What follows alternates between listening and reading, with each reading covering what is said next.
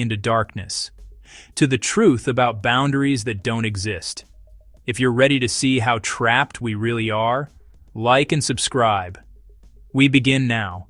Stand at the edge of the ocean and stare at the horizon. That line where water meets sky isn't the ocean's end. It's just how far you can see. The universe works the same way, except the horizon is 46 billion light-year in every direction. We live inside a bubble, not a real wall, a boundary of information. Every telescope on Earth points outward, capturing light that traveled for billions of years. The Hubble peers into distant galaxies. The James Webb sees even farther, detecting ancient starlight from the universe's infancy. But no matter how powerful our instruments become, there's a limit, a hard stop, not because space ends there, but because light itself has limits. Think of yourself standing in a massive dark warehouse. You hold a flashlight. The beam illuminates 30 ft in every direction, creating a circle of visibility. Beyond that circle, the warehouse continues. It might stretch for miles, but you'll never see those distant corners unless you walk toward them. Except in the universe, you can't walk anywhere. You're stuck forever watching the same bubble expand at the speed of light. This bubble is called the observable universe. The key word is observable. Scientists estimate it contains 2 trillion galaxies. Each galaxy holds hundreds of billions of stars. That's more stars than grains of sand on every beach on Earth. Yet this unimaginable vastness is confirmed to be just a fraction of everything that exists. Here's where it gets strange. The universe is 13.8 billion years old. Light has been traveling toward us since the beginning. You'd think the observable universe would be 13.8 billion light-years in radius, but it's not. It's 46 billion light-year. How can light travel farther than time allows? The answer lies in expansion. While light races toward us, space itself stretches. The fabric of the universe grows. Galaxies that emitted light billions of years ago have moved farther away while their light was in transit. By the time that light reaches our telescopes, those galaxies are no longer where they were. They've been carried away by expansion itself. Picture ants walking on a balloon while someone inflates it. The ants move forward, but the balloon's surface expands faster than they walk. They never reach their destination because the destination keeps moving. We're those ants. Every galaxy we observe is like that destination, perpetually retreating. What this means is terrifying and humbling. We see 46 billion light-years in every direction, creating an observable sphere 92 billion light-years across. Beyond that sphere, the universe continues. It might be infinite. It might contain structures we cannot even imagine, galaxies beyond count, phenomena beyond description. But we are trapped inside our bubble, watching the same cosmic neighborhood forever. And the bubble isn't even stable. What comes next makes our cosmic prison even smaller. Light moves at $186,000 ms. Nothing in the universe travels faster. This speed limit is confirmed by every experiment, every observation, every physical law we understand. It's the ultimate cosmic rule, and it's exactly what traps us. When you look at a star, you're seeing its past. Light takes time to travel. The nearest star system, Alpha Centauri, is 4 light-years away. When you observe it tonight, you're seeing light that left 4 years ago. If that star exploded yesterday, you wouldn't know for 4 years. You'd keep seeing it shine, completely unaware it's already gone. Scale this up. The Andromeda Galaxy sits 2.5 million light-years away. Every photograph shows Andromeda as it was 2.5 million years ago, when early humans were just learning to walk upright on Earth. The galaxy you see doesn't exist anymore. Not in that form. Stars have been born. Stars have died. The entire structure has shifted. But you're seeing ancient history, not current reality. This creates a fundamental problem. Information cannot travel faster than light. Nothing can. Not signals, not matter, not even gravity waves. The speed of light isn't just a speed, it's the speed of causality itself. It's how fast the universe allows cause and effect to propagate through space. Now, imagine a galaxy 50 billion light-years away. Light from that galaxy can never reach us ever, because the space between us and that galaxy is expanding faster than light can cross it. The galaxy exists. It's real. It might contain billions of civilizations, but we are permanently disconnected from it. No information exchange is possible. No observation, no contact. It might as well exist in a different universe entirely. Think of trying to swim upstream in a river that flows faster than you can swim. You kick and paddle with everything you have, but the current pushes you backward. The destination remains forever out of reach. Light from distant galaxies faces the same impossible task. It travels toward us at maximum speed, but space expands faster, carrying those galaxies away into permanent darkness. This is confirmed by observations of galaxy recession velocities. Astronomers measure how fast galaxies move away from us using redshift. The farther away a galaxy is, the faster it recedes. At a certain distance, the recession velocity exceeds light speed. Not because the galaxy moves through space faster than light, but because space itself expands between us and that galaxy. Special relativity says nothing can move through space faster than light. But special relativity says nothing about space itself expanding. That's general relativity's domain. And general relativity allows space to stretch at any rate. There's no speed limit on expansion. What this means is chilling. The observable universe is finite, but the actual universe might be infinite, and most of it is locked away forever, separated from us by expansion we cannot overcome. But the edges of what we can see hold even stranger truths. Sailors see the horizon and know it's an illusion. Sail toward it, and it moves. It's always the same distance away, defined by Earth's curve and your eye's position. The cosmic horizon works similarly, except it's defined by light's travel time and space's expansion. Scientists call it the particle horizon. It marks the boundary of everything we could theoretically observe. Calculate the particle horizon, and you get a number that shouldn't make sense. 46 billion light-years. Remember, the universe is only 13.8 billion years old. Light should have traveled only 13.8 billion light-year. But expansion stretches the distance. The photons we receive today from the cosmic microwave background were emitted when the universe was just 380,000 years old. At that time, those photons were only 42 million light-years away from where Earth would eventually form. But 13.8 billion years have passed since then. During all that time, space expanded. The regions that emitted those photons have moved away. Today, those regions sit 46 billion light-years distant. The light bridge they sent still reaches us, but the source has retreated to almost incomprehensible distance. Here's the twist that breaks minds. The particle horizon isn't a physical barrier, it's a visibility limit.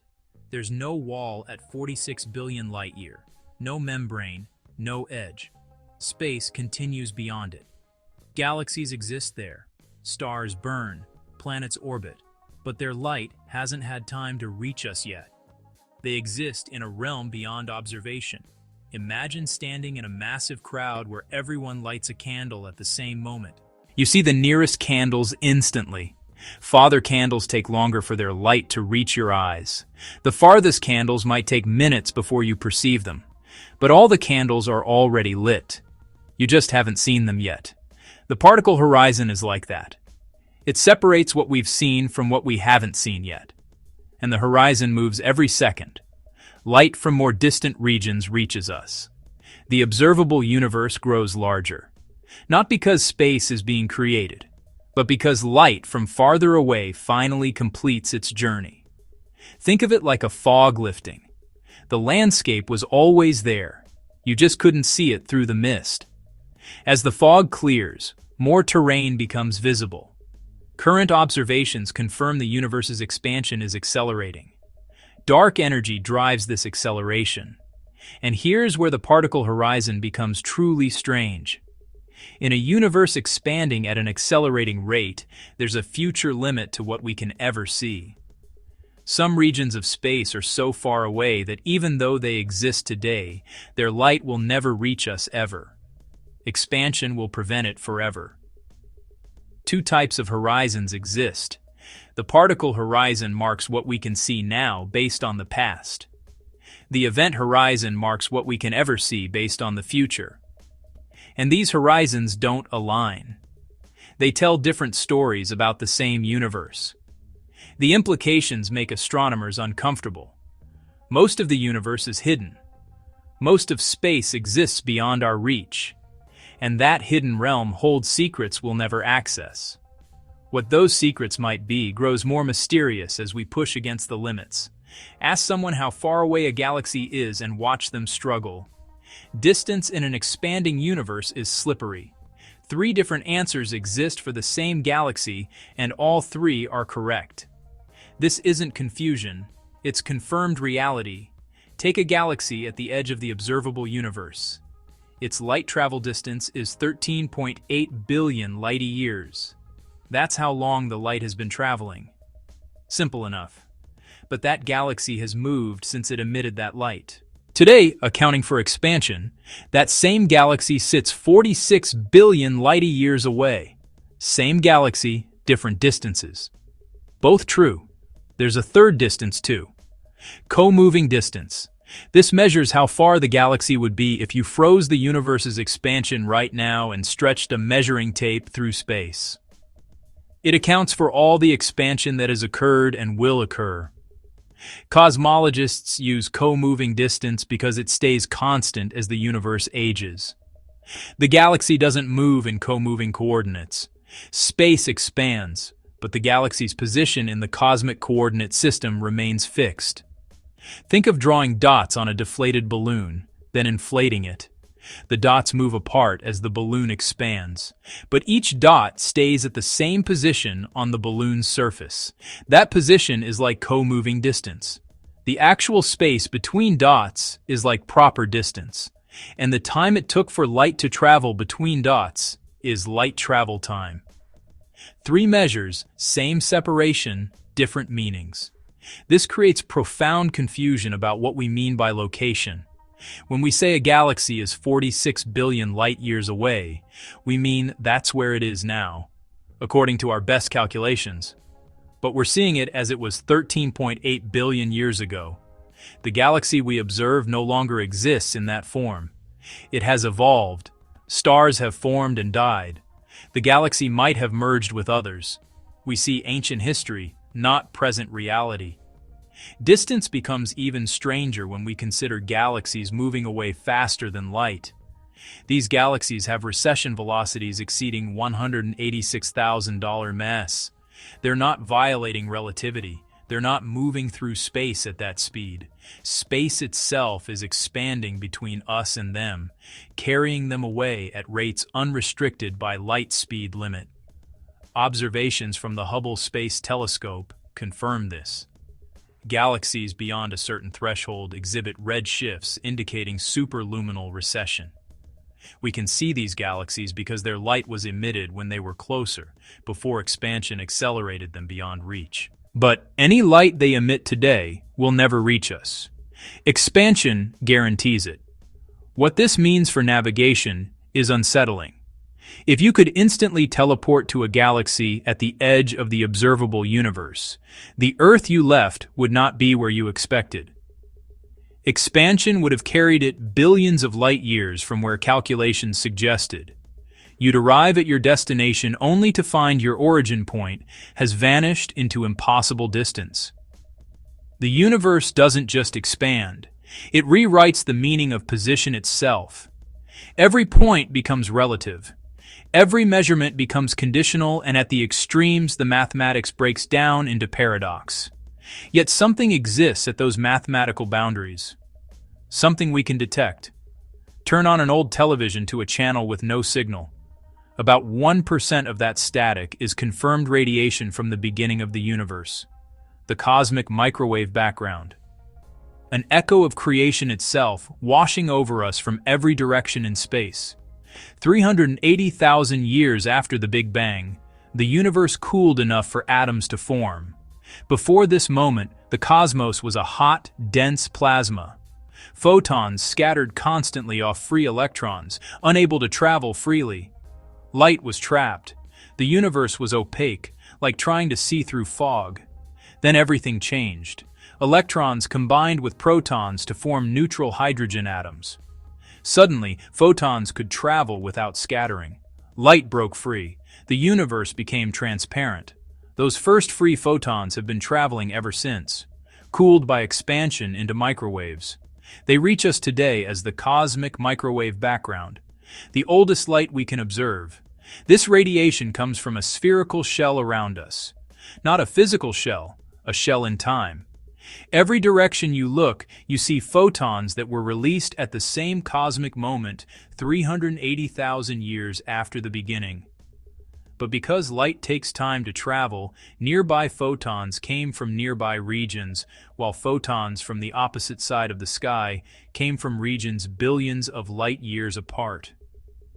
Measure the temperature of this background radiation, and you get 2.7 Kelvin, just 3 degrees above absolute zero. Expansion has stretched the wavelengths, cooling the once hot photons into the microwave range. But measure carefully across the entire sky, and you find tiny variations. Some regions are slightly warmer, others slightly cooler. The difference is microscopic, just a few 100,000 of a degree. Yet, these temperature variations are among the most important discoveries in cosmology. Those variations represent density differences in the early universe. Regions that were slightly denser became seeds for galaxies. Regions that were slightly less dense became voids. The pattern we observe in the cosmic microwave background reveals the blueprint for all cosmic structure. Galaxies, clusters, superclusters, the cosmic web itself. All of it was encoded in those tiny temperature fluctuations. Satellites like WMAP and Planck have mapped the cosmic microwave background with extraordinary precision. Every measurement confirms theoretical predictions. The universe is flat to within less than 1% margin of error. The age matches independent calculations. The composition of matter and energy aligns with other observations. This radiation is a fossil record, a snapshot of the universe when it was just an infant, preserved in light and delivered to us across cosmic time. But here's the unsettling part. We see the cosmic microwave background coming from a distance of 46 billion light-year. That's the particle horizon, the edge of the observable universe. And beyond that edge, the universe continues. More cosmic microwave background exists there from regions we cannot see. Those photons will never reach us because expansion prevents it. The cosmic microwave background is the ultimate horizon, the farthest thing we can ever observe. But it's not a wall. It's a window showing us the universe's earliest visible moment and reminding us how much remains hidden. What lies just beyond that window defies every assumption about empty space. Special relativity has a famous rule. Nothing travels faster than light. Yet right now, thousands of galaxies are confirmed to be receding from us at speeds exceeding 186,000 miles. Some approach twice that speed, others even faster. This isn't science fiction. It's observed reality, and it doesn't break physics. The trick is understanding what moves in special relativity. Objects cannot move through space faster than light. That limit is absolute. But general relativity, Einstein's theory of gravity and space-time, allows space itself to expand at any rate. There's no speed limit on expansion. Space can stretch faster than light can cross it. Imagine ants on a rubber sheet. Pull the rubber sheet's edges apart rapidly. The ants walk forward at their maximum speed, but the sheet stretches faster than they walk. From the perspective of an ant on one side, ants on the opposite side are moving away faster than any ant can walk. The ants aren't moving faster through the rubber. The rubber itself is expanding, carrying them apart. Galaxies work the same way. They're not racing through space at faster than light speeds. They're embedded in space. and space between us and distant galaxies is expanding rapidly. From our perspective, these galaxies appear to recede faster than light because space carries them away faster than light can cross that expanding distance. Measure the redshift of distant galaxies, and you can calculate their recession velocity. Redshift occurs when light waves stretch due to expansion.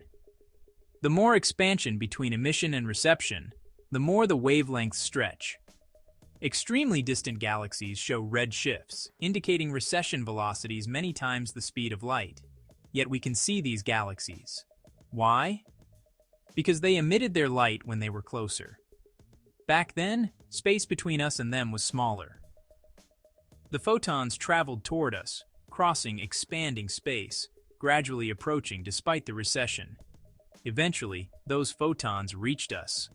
But any light those galaxies emit today will never reach us. Expansion has accelerated them beyond a threshold. They've crossed the event horizon. This creates a strange effect. We observe galaxies that are receding faster than light. We see them as they were billions of years ago, but those galaxies are now permanently beyond reach. If we could somehow send a signal to them traveling at light speed, that signal would never arrive. Expansion would prevent it forever.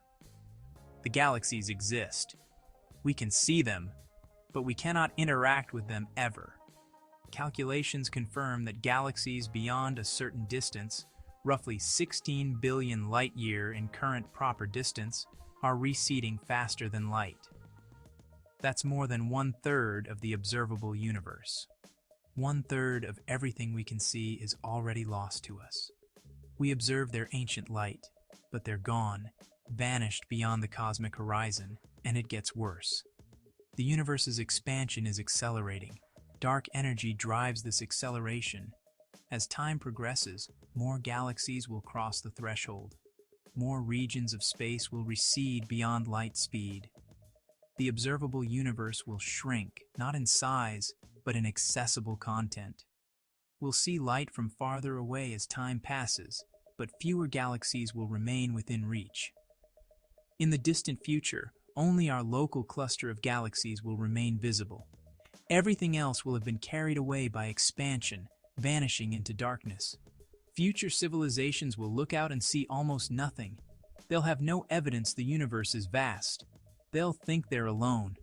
For now, we can still see. But there are regions of space we cannot pierce, no matter how hard we try. Point a telescope at the constellation Centaurus, and you'll encounter a problem. The Milky Way galaxy itself blocks your view. Our own galaxy's disk, packed with stars and dust, creates a band of obscuration across the sky. Astronomers call it the zone of avoidance. 10 to 20% of the sky is hidden behind this cosmic barrier, and something massive lurks there. The dust in the Milky Way's galactic plane absorbs visible light. Imagine trying to see through a thick fog. The farther you look, the more the fog obscures.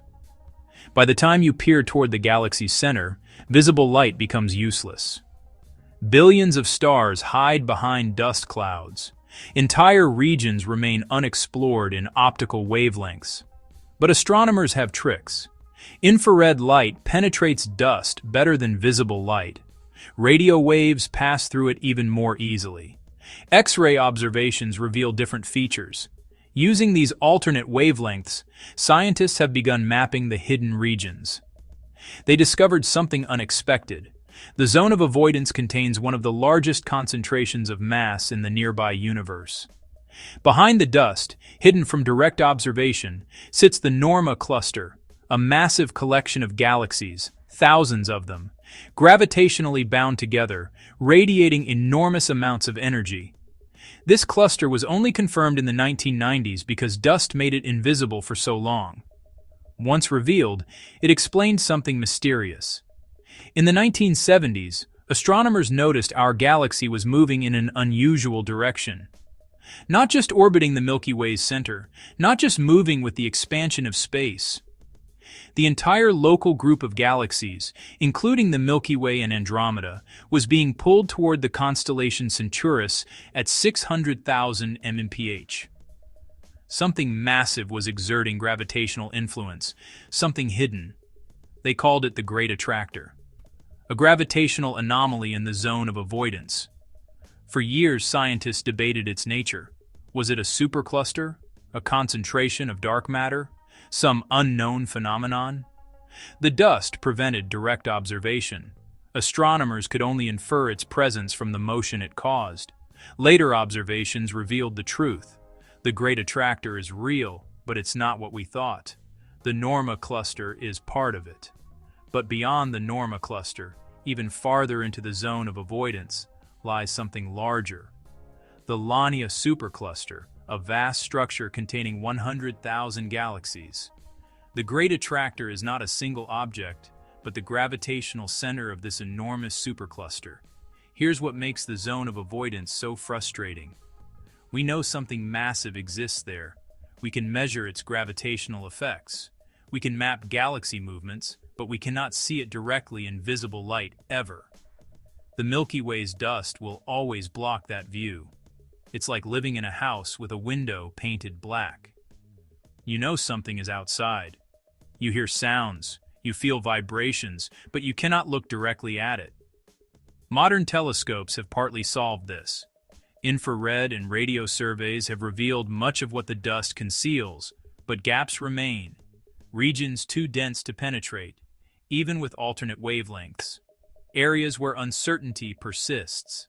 The zone of avoidance guarantees a blind spot in our cosmic map, a permanent hole in our knowledge. This matters because the structures hidden there are massive. They influence galactic motion across hundreds of millions of light years. Understanding them is crucial to understanding large-scale cosmic structure. Yet we're forced to work with incomplete data, forever denied a full view by our position inside the Milky Way. But hidden structures are not limited to the zone of avoidance. Elsewhere in space, something even stranger exists, something that shouldn't be possible. In 1981, astronomer Robert Kerzner was mapping galaxy red shifts when he noticed something impossible, a spherical region of space 330 million light-years across, containing almost nothing. Just 60 galaxies in a volume that should hold 2,000. The Boetz's void, the largest confirmed empty region in the observable universe. Empty is relative in space. The void isn't a perfect vacuum. It contains some galaxies, but their density is 10% of normal. Imagine a city where 90% of the buildings vanished. That's the Boetz's void, a cosmic ghost town on an incomprehensible scale. 330 million light-years is difficult to comprehend. Light takes 330 million years to cross it. The Milky Way is 100,000 light-years across. You could fit 300 Milky Ways side by side across the void. Our entire local group of galaxies spanning 10 million light-years would fit into the void 33 times over. This is not a small empty pocket. This is a gap in the universe's structure. Voids are common. The cosmic web consists of galaxies arranged in filaments and walls surrounding empty spaces. Most voids span 30 to 100 million light-years. They form naturally as gravity pulls matter together into dense regions, leaving emptier spaces between. Scientists understand this process. It's confirmed by computer simulations that match observations perfectly. But the Boe's void is too large, too empty. Given the universe's age and the way structure forms, a void this big shouldn't exist yet. Gravity hasn't had enough time since the Big Bang to clear out such an enormous region. The mathematics doesn't work. Yet there it is, confirmed by multiple surveys and observations. Several theories attempt to explain it. Perhaps smaller voids merged into one supervoid. As galaxies cluster together, the spaces between clusters expand. Over billions of years, adjacent voids could combine, forming larger and larger empty regions. Computer simulations show this is possible. But even accounting for mergers, the Boe's void seems too big too soon. Another theory involves the cosmic microwave background. Temperature variations in that ancient radiation correspond to density variations in the early universe. Perhaps the Botez void originated from an unusually large, underdense region 13.8 billion years ago. If so, it's a relic from the universe's infancy, preserved and enlarged by expansion. What makes the void unnerving is its implications. If you lived in a galaxy at the void center, your night sky would be almost empty. The nearest neighboring galaxy would be tens of millions of light-years away. Early astronomers in such a location wouldn't have discovered other galaxies until the 20th century, when telescopes became powerful enough to detect such distant objects. They'd think their galaxy was alone in the universe. Their cosmology would be fundamentally wrong for centuries. We're lucky. The Milky Way sits in a moderately dense region. We have neighboring galaxies. We could discover the universe's true scale. But the Bez void reminds us how much luck influences observation. Our cosmic neighborhood shapes what we can learn. A different location would give a different perspective. Neither would be wrong. Both would be incomplete. And the boat is void is not alone. Astronomers have discovered other supervoids. The KBC void, which we might actually be living inside. The Aerodana supervoid, possibly 500 million light-year across. Each discovery raises the same questions. How did these form? Why are they so empty? What does their existence tell us about the universe's structure? The cosmic web holds more mysteries than most realize, and those mysteries shape our galactic motion in ways we're only beginning to understand. Zoom out far enough and the universe looks like foam. Galaxies cluster into filaments. Filaments intersect at superclusters. Between them, voids, vast empty regions containing almost nothing. This is the cosmic web, and it's confirmed to be the universe's largest structure. 80% of the observable universe is void. Let that sink in. 4/5 of all space is empty. Galaxies occupy only 1/5 of the volume. Everything we see, every star, every planet, every particle of matter exists in thin threads and clumps surrounded by emptiness. The cosmic web formed through gravity. In the early universe, matter was almost uniformly distributed. Almost tiny density variations existed. Regions that were slightly denser had slightly more gravity. They pulled in nearby matter. As they grew denser, their gravity increased. They pulled harder. A feedback loop began. Dense regions became denser. Empty regions became emptier. Over billions of years. This process created filaments, long streams of galaxies stretching across hundreds of millions of light-years. Where filaments intersect, superclusters form. Dense concentrations containing thousands of galaxies. Between filaments, voids expand. Regions where galaxies are rare or absent. Think of soap bubbles. When you blow bubbles in a sink, they cluster together. The soap forms thin walls between bubbles. Most of the volume is air. The cosmic web looks like this. Galaxies form walls and filaments around bubbles of empty space. The bubbles are voids. The walls are where all the action happens. Computer simulations confirm this structure. Scientists input initial conditions based on the cosmic microwave background. They let gravity do its work. The simulations produce a cosmic web matching observations perfectly. Filaments in the right places, voids in the right sizes. The distribution of galaxies align with reality. This isn't speculation. This is confirmed understanding. The Sloan Digital Sky Survey mapped a huge volume of space plotting millions of galaxies. The result was stunning. Clear filamentary structure, obvious voids. The cosmic web revealed in data. Subsequent surveys confirmed and extended these findings. Every new observation reinforces the same picture. The universe on the largest scales is a web. But why does this matter? Because structure reveals history. The cosmic web's pattern encodes information about the universe's beginning. The sizes of voids and filaments depend on how matter clumped in the early universe. The distribution of those clumps depends on conditions during inflation. By measuring the web structure, scientists can test theories about the universe's first moments. Dark matter plays a crucial role. Simulations without dark matter fail to produce the observed web structure. Simulations with dark matter succeed. This is strong evidence that dark matter exists, even though we've never directly detected it. The cosmic web's very existence confirms invisible matter shapes the universe. And the web is dynamic. Galaxies flow along filaments toward superclusters. Voids expand as space stretches.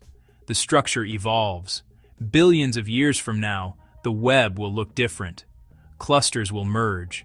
Filaments will change. Voids will grow. The universe's architecture is not frozen. It's actively changing. Our galaxy sits on a filament. We're being pulled along that filament toward a dense node. And that node exerts a pull we cannot resist. 600,000 years. That's how fast the Milky Way is moving toward the constellation Centaurus. Not because we're orbiting anything nearby, because something massive is pulling us, something that remained hidden for decades, the Great Attractor. In the 1970s, astronomers measured the cosmic microwave background and found an asymmetry. One side of the sky appeared slightly hotter, the other side slightly cooler. This indicated motion. The Milky Way was moving relative to the cosmic microwave background's rest frame. Calculations revealed we're traveling at 600,000 miles in a specific direction. But why? The expansion of the universe doesn't cause this. Hubble expansion is uniform. Every galaxy recedes from every other galaxy equally in all directions. Our motion had to result from gravity. Something massive was pulling us. Something enormous. Astronomers mapped galaxy movements. They found we weren't alone. The Andromeda galaxy is also being pulled. So is the entire Virgo cluster.